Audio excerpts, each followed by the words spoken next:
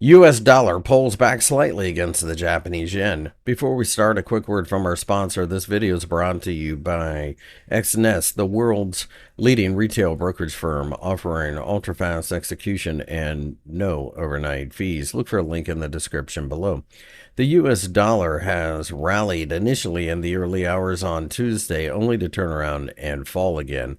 The 142 yen level underneath is a major support level, and I think at this point in time, it's worth noting that we also have the intersection of an uptrend line that a lot of people are paying attention to.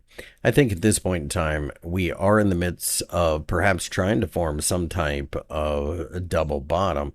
At this point, the double bottom, of course, is a you know sign that perhaps things are starting to turn around. We recognize, of course, that the Federal Reserve is likely to cut rates later this month, but the question is, how much do they cut? If they only cut this month and maybe one other time, the interest rate differential between the US dollar and the Japanese yen remains pretty much intact. Yes, it's smaller, but it's still enough that it will attract a certain amount of inflows. If we can turn around and break above the 145 yen level, we could send this pair higher, perhaps reaching to the 149 yen level. Furthermore, we have to keep in mind that both CPI and PPI come out later this week, so that will have a bit of an influence.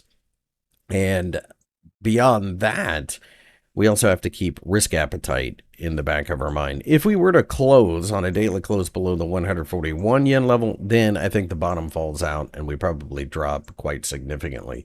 If you enjoyed the video, give me a thumbs up and subscribe.